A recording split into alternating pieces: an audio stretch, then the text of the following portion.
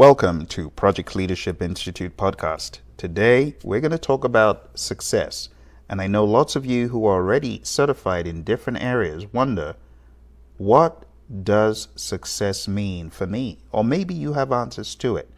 Some of you may not have answers. Maybe you're thinking about success for the first time in this introspective way. So I would like to ask you to take out a pen and paper or just sit down and think about it for a few moments.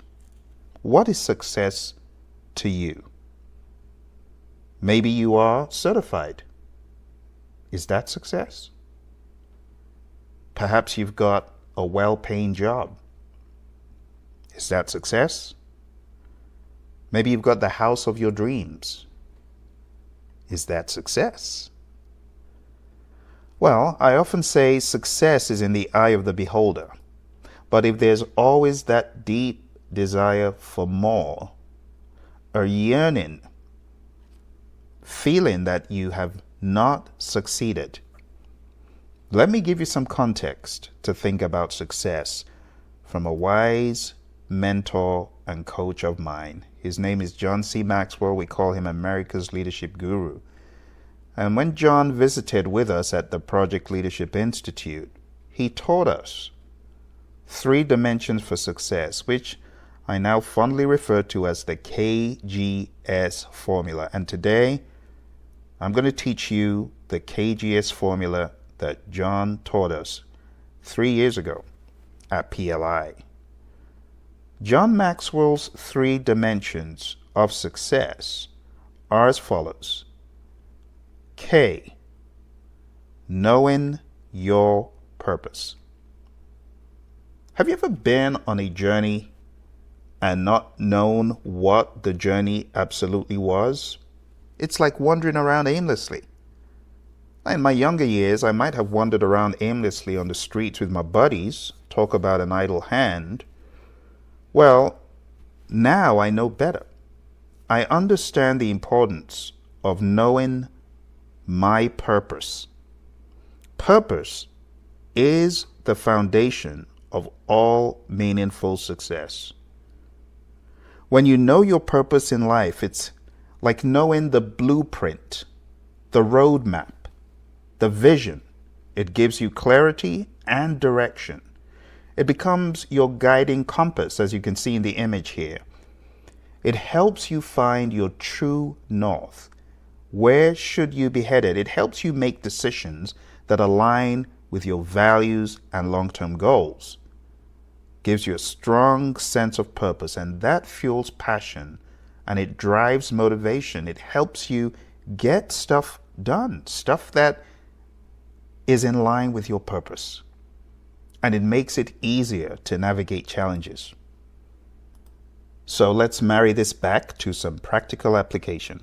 Start off by asking reflective questions like, what impact do I want to make? You could even say, what impact do I want to make with my certification, with my degree, with my knowledge, with my awareness, with my power? Maybe you've been accorded power in the organization. It's a good question to ask. And also ask, what legacy do I want to leave behind? You can start off simply by asking, what legacy do I want to leave behind in this job? It's the job of a janitor. It's the job of a coordinator. It's the job of an admin, yes. But what legacy do I want to leave behind? You don't need to be in some big old job before you leave a legacy. Identifying your core values and aligning them with your work and your personal life, that's the first step to unlocking your full potential. So a key thought I want to leave you with is, without knowing your purpose, success may feel hollow because it lacks deeper meaning. The first step to getting to your destination is knowing your true north. When you know your purpose, clarity comes. Some people might say, but I don't know why I'm here. I've been asking myself that all this while. From my experience, the secret is to begin where you are. Have direction, focus, and vision for the day, then the week, then the months, then the years. Try to scale up mentally. Perhaps you're a certified project manager. Start off with a purpose to being the best version of yourself. Start off with a purpose to being the best provider. Maybe you're a consultant. Perhaps you are a director or a VP. Perhaps you are an administrator. Seek to be the best version of yourself in that role. That's a great starting point because you're going to be in that role tomorrow. But to scale up from there, you need to ask deeper questions like, what matters to me? What impact do I want to make?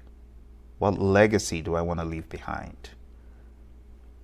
That is the K. Let's move on to the next aspect of success.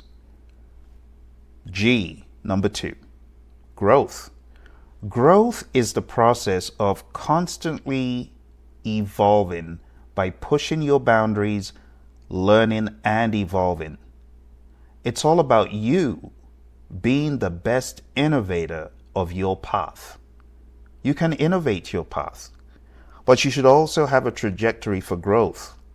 John Maxwell emphasizes that personal growth is not automatic. It requires intentionality. If you want to grow to your maximum potential, you must commit to lifelong learning. Those webinars, those seminars, those symposiums, and personal learning are all important.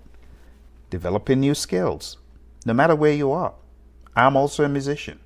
I know how hard it was for me to develop the skills to play a major 7 flatted fifth on every key, to be able to run scales and cycles around those chords. It took sitting down at the piano and pushing myself for years. In the style of music I play quite a lot, which is jazz, there's a lot of dependence on the left hand to play various arrangements of chords. It took a long time to master that. I did not come out of my first or second or third year being able to do that conveniently. So it's all about growth. In the same token, in the business world, whether you are an engineer or you are a leader of others, you must be intentional about studying those things. Studying leadership, understanding how to lead.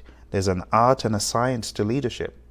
And I dare say there are lots of people in leadership positions that don't know the science and the art of leadership because they've not studied it. And they should. You should develop new skills around the job you're in and around the direction that you want to go as your true north. So you must step out of your comfort zone and you must be intentional. I also want to challenge you beyond the job. There's a greater calling in life. You may not know it. You might be like Steve Wozniak, who was behind a desk. Steve Wozniak worked at various electronics firms in the Bay Area before getting a position with HP. Imagine if all he did was stay at HP. But he was bold enough to take that step when he saw the vision. Sometimes seeing the vision opens the wormhole of possibilities. And he left and he became a VP at Apple, a company he co-founded with Jobs. Maybe the best version of your ideas is yet to come, just like Wozniak and Jobs. But you got to grow to your maximum potential to be able to take things to that next level. Stagnation will not get you there, but growth will.